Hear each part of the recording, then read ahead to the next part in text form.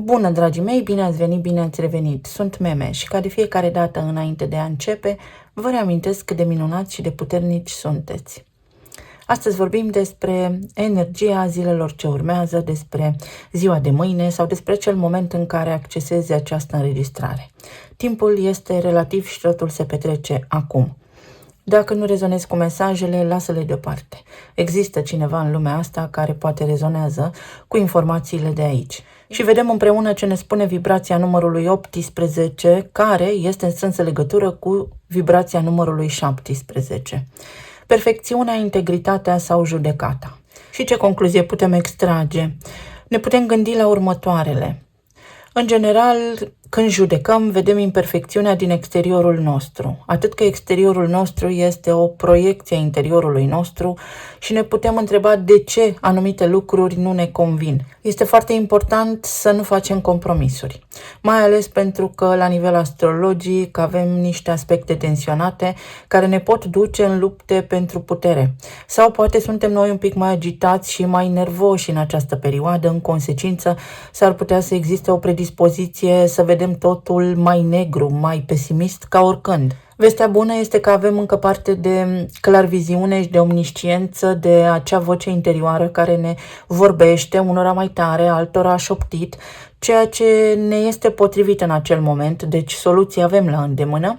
Avem chiar și capacitatea interioară de a ne da seama dacă suntem subiectivi sau obiectivi. Se aranjează de așa formă lucrurile încât noi să avem acest prilej de a ne folosi discernământul. Suntem subiectivi oare sau obiectivi? Așadar, este o perioadă în care indicat este să evităm luarea deciziilor pripite. Atenție la contracte, la resursele pe care le aveți la îndemână, pe ce puneți voi preț, dar și la contractele de muncă, la tot ceea ce implică zona financiară, pentru că se pot face sau se pot produce schimbări sau încercați să evitați în perioada aceasta să vă dați demisia. Dacă vă încearcă așa idei, gândiți-vă de 2 ori înainte dacă sunteți subiectivi sau obiectivi când vă gândiți la aceste lucruri.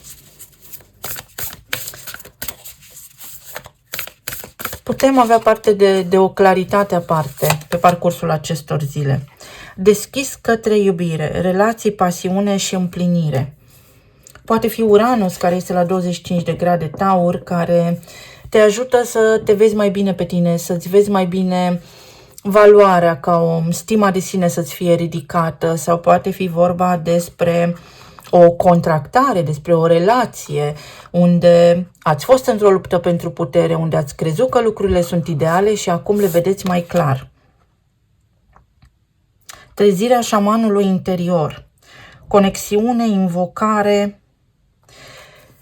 Șaman sau șuman mie îmi sună cam la fel. Este ca și când acești oameni care sunt șamani au capacitatea de a trece dincolo de bariera energo-informațională a planului terestru și pot descărca mai ușor informații din câmpul de energie, informații care se regăsesc în câmpul de energie atunci când este nevoie.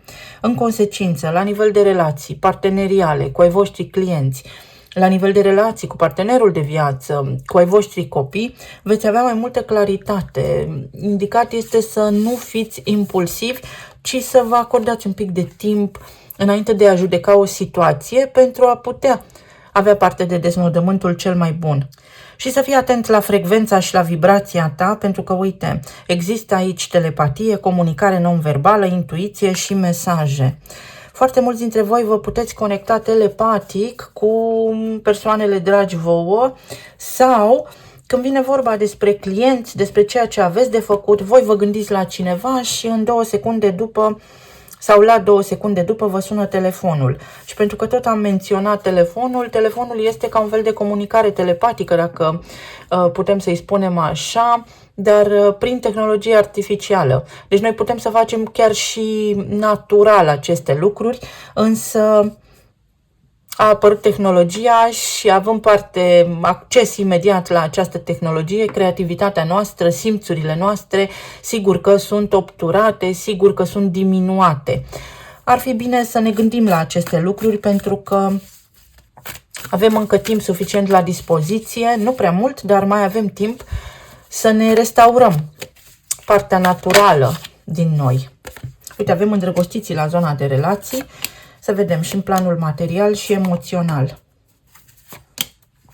O zi în care se pot lua decizii și sunt decizii care implică o relație sau care pot fi luate pe termen lung sau care poate au un ecou pe termen lung. Să ne reamintim că în curând vom avea parte de o conjuncție care resetează un ciclu vechi de 36 de ani pentru că altul începe. Ce este miraj, ce este realitate. Sau cum eu însămi am capacitatea de a-mi proiecta singur realitatea. Cum de fapt tot ceea ce trăiesc a fost produs anterior în mintea mea prin gânduri conștiente sau inconștiente. Pe zona de relații, aici cineva ia o hotărâre. Are o intenție foarte serioasă în ceea ce te privește, mai ales dacă v-ați despărțit la un moment dat. Există o negociere, există o șansă de împăcare, de revenire a cuiva drag în viața voastră, indiferent cine este acest cineva. Pe de altă parte, aici este un om care se poate schimba, care poate lăsa de la sine. O persoană a luptat și a așteptat să treacă timpul sau să se schimbe ceva. Pentru aceia dintre voi care sunteți în relații deja formate, există posibilitatea unui început, ceva ce v-ați dorit voi anterior să faceți sau planurile la care ați tot lucrat, ideile pe care le tot aveți, pe semne că pot căpăta contur, puteți face niște lucruri pe care vi le doriți. O transformare. Poate fi vorba despre o împăcare, poate fi vorba despre o perioadă mai liniștită. Vă conectați mai mult la nivel de suflet cu partenerii voștri de viață. Imaginați-vă că fiecare dintre noi, în momentul în care se naște, are un șablon de funcționare și acel șablon intră în execuție, nu prea ne abatem de la aceste predispoziții astrologice. Există și oameni care însă, în urma experienței de viață avute, au capacitatea să suprascrie acest șablon și să-l adapteze la ceea ce trăiesc în acest moment. Exact așa este și aici. Pentru unii dintre voi se echilibrează o situație, pentru alții dintre voi poate fi o luptă pentru putere care încetează, pentru că intervine între voi doi, în funcție de vibrația voastră, o frecvență a iubirii, a blândeții. 6 de cupe este armonie. Armonie în casă, în relația de cuplu la nivel domestic. Avem și îndrăgostiți aici o comunicare mai blândă. Cineva își revine, există și iertare aici, există și recunoștință, se coboară această persoană de pe piedestalul pe care s-a urcat singur sau singură și cumva prin aspectele care se formează între Jupiter și Venus se produce o chimie, să spunem așa, în corpul acestor persoane și vor da dovadă de mai multă blândețe și înțelegere. Pentru cei care sunteți singuri, asumați-vă transformarea și o relație, deschideți-vă pentru că aveți potențial. Amintiți-vă de vremurile frumoase pe care le-ați avut și voi cândva în copilărie și veți vedea că meritați să fiți iubiți și că puteți avea parte de un om alături de voi. Conectați-vă doar la potențialul de relație de care aveți nevoie. 4 de bâte, o sărbătoare, un eveniment care te face fericit, care îți aduce bucurie. Un om care te poate inclusiv cere în căsătorie sau care ia o hotărâre, care devine mai prezent în relația pe care o aveți. Steaua și puterea. Arcane foarte multe majore. Puterea și steaua, leul și vărsătorul. Axa voinței. În vărsătorul avem pe Pluton, în leul avem pe Marte acum. Nu trebuie să mai opui rezistență. Dacă vrei o relație, eliberează-ți mintea de prejudecată, de judecată, de compromisuri, de gânduri, de scenarii pe care le ai și pur și simplu fii. Trăiește cu bucurie, trăiește în armonie pentru că ai toate șansele să-ți întâlnești partenerul potrivit. Aceia dintre voi care sunteți în relații deja formate, aici unul dintre voi este mai puternic, celălalt este mai melancolic, mai emotiv, să spunem așa. Puteți fi mai toleranți, mai recunoscători, mai concentrați pe relație și nu pe partenerul vostru.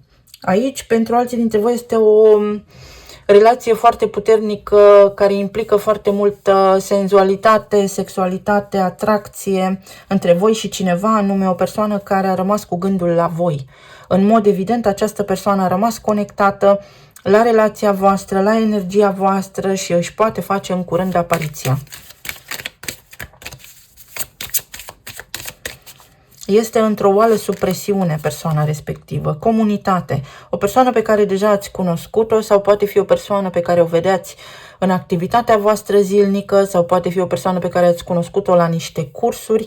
Poate fi vorba despre o căsătorie aici pentru unii dintre voi sau despre niște lucruri care implică o relocare, o afacere nouă, o revenire la nivel energetic. Mă simt mai bine acum, simt că am tot ceea ce am nevoie pentru a putea face ceea ce îmi doresc.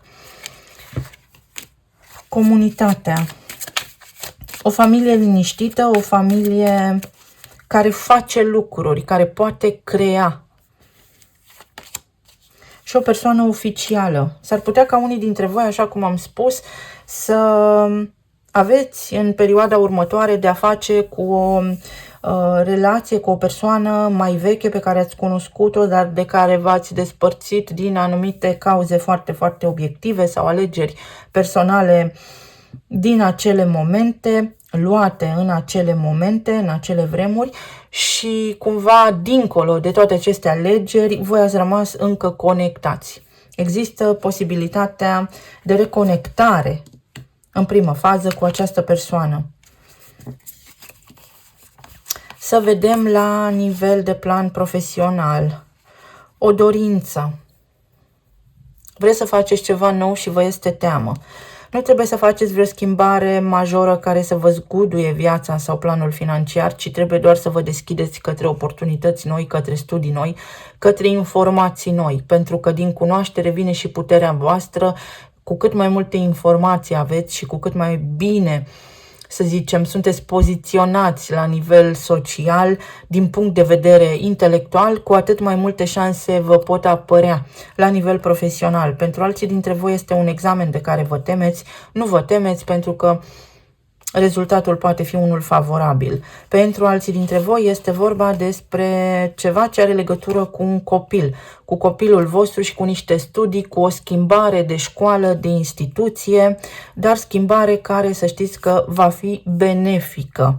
Pentru alții dintre voi este vorba despre o discuție pe care doriți să o aveți, aveți încredere în intuiția voastră pentru că veți găsi exact momentul potrivit în care să purtați această discuție și această discuție la nivel profesional vă este foarte benefică. Iar pentru aceia dintre voi care sunteți practic la pensie, nu mai spuneți că pentru voi timpul a expirat sau că voi nu mai aveți ce să învățați. Există aici, să știți, niște informații, cursuri, documente, cărți pe care le puteți citi, care vă ajută să vă extindeți la nivel spiritual, care vă ajută pe voi să vă dezvoltați și mai mult. O veste bună, o informare, o notificare. Nu vă temeți dacă aveți de cheltuit niște bani pentru că se vor întoarce la voi. Să-i dați cu mâna deschisă, să faceți acea plată liniștiți pentru că banii respectivi se întorc la voi. 2 de spade, o teamă, așa cum am spus, de necunoscut. Asul de spade, însă nu aveți de ce să vă temeți. Poate unii dintre voi vreți să luați o decizie, exact cum am spus, să vă dați demisia, dar ceva veți vedea că vă oprește din loc. Evitați în perioada aceasta deciziile pripite sau luate poate la nervi. Poate fi vorba despre o înștiințare la care nu vă așteptați. Veți vedea că și aceste situații de ușoară criză sunt foarte ușor de rezolvat. O femeie, intuiția, o persoană pe care o cunoști. Poate fi vorba despre mentorul copilului vostru, educator, învățător. Poate fi vorba despre partenera de viață a copiilor voștri sau poate fi vorba despre energie feminină, despre o discuție pe care o aveți sau despre puterea voastră de a începe ceva nou. Sau vă ajută cineva. Și uite, inima. Fă ceea ce îți place, fii om bun și vei vedea că rezolvi niște lucruri pentru că binele se întoarce la tine. O împlinire, ceva care implică un ajutor din partea cuiva, dar vei vedea că lucrurile iau o turnură așa cum nu te așteptai. Pentru alții dintre voi, mesajul este că pentru moment locul vostru de muncă este stabil. La nivel emoțional, teamă de necunoscut, durere, pierdere, oboseală, toate cele câte în lună și în stele s-au strâns aici la voi. Însă energia vă arată asul de cupe, regenerarea, oportunități noi în fiecare zi. Fiecare zi este o nouă viață, exact așa. Pentru unii dintre voi, dacă ați pierdut, ați rămas blocați, sunteți în doliu, ați avut o pierdere pe care voi o considerați, să spunem, ireversibilă, sau vi s-a întâmplat ceva, cineva din viața voastră, din familia voastră, este spitalizat sau are niște provocări de sănătate, persoana respectivă are șanse de vindecare și nu o ajutați prin a fi stresați, anxioși și deprimați, ci din contră prin energie pozitivă, prin vibrație înaltă. Pentru alții dintre voi, după o lungă perioadă de suferință, se arată soarele și veți vedea, veți simți, veți primi semne și indicii, mai ales pe zona de relații. Pajul de cupe poate fi ceva legat de copilul vostru sau poate fi ceva legat de o relație care avea foarte mare potențial, dar care poate s-a oprit prematur din evoluție. Cavalerul de cupe, o relație, dar care poate crește, sau poate fi vorba despre o vindecare care vine treptat, dar sigur. 7 de monede. Un tratament pe care îl puteți face, dar care dă roade. Poate sunteți îngrijorați pentru un tratament pe care îl faceți unii dintre voi, dar veți vedea că de la zi la zi rezultatele apar. Poate fi și la nivel de plan financiar. Aici avem un spânzurat întors. În orice poziție ar fi această carte a spânzuratului, este vorba despre inconștient și despre faptul că dacă ești trist, vei atrage mai multă tristețe. Cadru care să-ți dovedească că ești trist sau că asta se întâmplă în viața ta. Pesimism, sigur că se vor întâmpla lucruri care să-ți confirme asta. Nebunul, o resetare emoțională, o surpriză de proporții mari, o bucurie, ceva la care nu te aștepți. Se poate întâmpla aici pentru tine. O schimbare de perspectivă, o deblocare fantastică, o eliberare de o durere mare din trecut. Și stelele, dorințe care devin realitate, ceva ce nici măcar nu sperai că se poate întâmpla în viața ta, se poate întâmpla acum. Inspirație, vei vedea că te poți îndrăgosti din nou, chiar dacă ești singur, vei vedea cât de binecuvântat ești sau ar trebui să privești către ceea ce ai și către toate binecuvântările pe care le ai deja în viața ta pentru a putea crea un canal mai larg către manifestare și către ceea ce îți dorești. Pentru unii dintre voi este o sarcină, să știți aici. Poate fi și regenerarea după pierderea unei sarcini, pentru că și asta văd aici. Lucrurile se pot regenera și tu te vei putea simți împlinit. Permiteți acest lucru.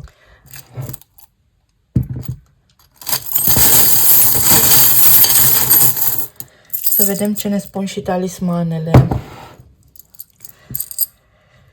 Uite, o poțiune la nivel de relații. Ori un prieten bun îți face cunoștință cu potențialul tău partener de viață, ori un prieten drag te ajută să-ți revii, ori este vorba despre cineva care îți este încă loial, încă te iubește.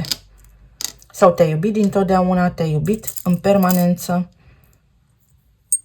Timpul.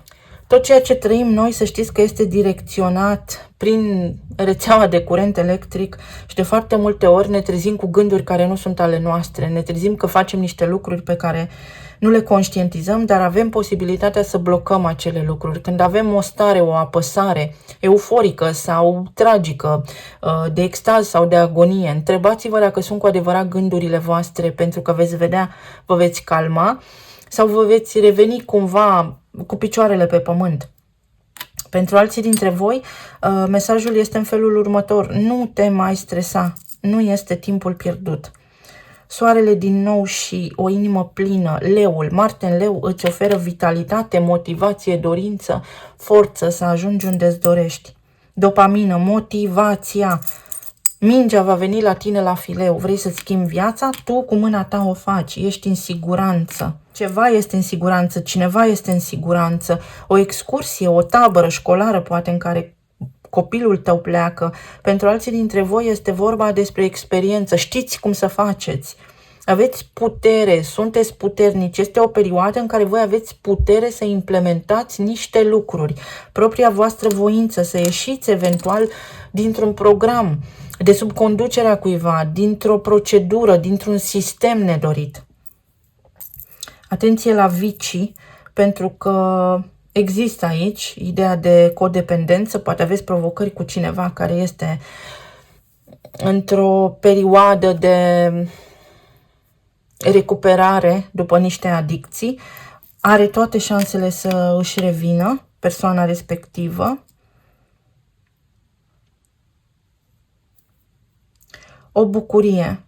Când nu vezi pădurea de copaci, faci un pas înapoi, te liniștești și privești mai atent. Asta ne spune și spânzuratul. Și vei vedea că dragostea există. Pentru alții dintre voi este o perioadă în care sărbătoriți ceva. Un parfum, fumul, ceața, se dizolvă ceața și aici este inițiala Z și Z are legătură și cu somnul. Vă treziți din amorțeală. Vă veți putea mișca sau lucrurile încep să se miște pentru voi și acolo unde, să spunem că linia era dreaptă, acum începe să fluctueze. Veți vedea mișcare și la nivel energetic, dar și în viața voastră, parcă totul este mai dinamic, mai animat și vă încântă mai tare. Sunt zile cât de cât optimiste. Eu vă mulțumesc cu drag, să fiți bine, sănătoși și iubiți și să ne reauzim cu bine și data viitoare. Pa, pa!